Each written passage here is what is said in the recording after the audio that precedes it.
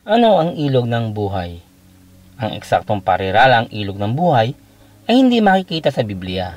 Gayunpaman, ang pahayag 22:1-2 ay tumutukoy sa ilog ng tubig na nagbibigay buhay. Ang tubig nito na sinilinaw ng kristal ay bumubukal mula sa trono ng Diyos at ng Kordero.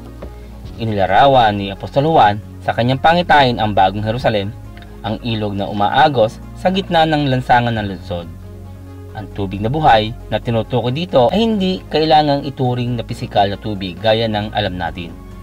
Sa halip, ang tubig na umaagos mula sa trono ay malamang na sinasagisag ng tubig ng buhay na walang hanggan. Malinaw na kristal upang ipakita ang kaluwalhatian ng Diyos sa isang nakasisilaw, walang katapusang batis.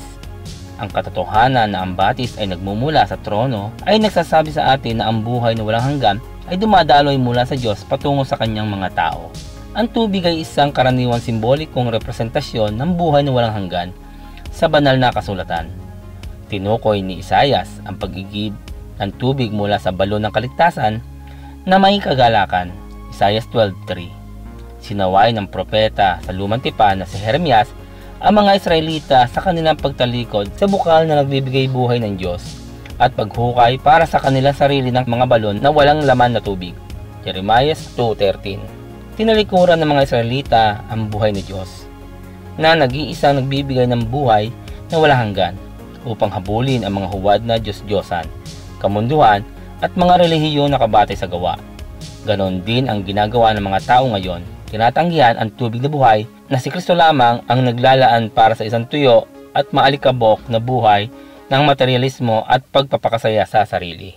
Hinikayat ni Jesus ang babaeng Samaritana sa balon na kumuha sa kanya ng tubig ng walang hanggan na buhay upang hindi na siya muling mauhaw sa espiritual. Juan 4:13-14. Ang mga naniniwala sa kanya, sinabi pa ni Jesus sa Juan 7:38, ay magkakaroon ng mga batis ng tubig na buhay na aagos mula sa kanila.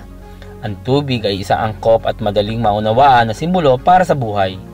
Kung paanong ang pisikal na tubig ay kailangan para mapanatili ang pisikal na buhay sa lupa, ang buhay na tubig mula sa tagapagligtas ay kailangan para mapanatili ang buhay na walang hanggan kasama niya.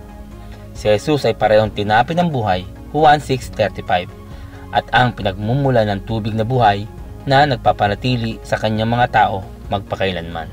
Salamat po sa inyong panonood, at kung kayo po ay napagpala ng video ito, huwag po kayo mahiya na ito ibahagi po sa inyong mga kaibigan, kamag-anak. Hanggang sa muli po.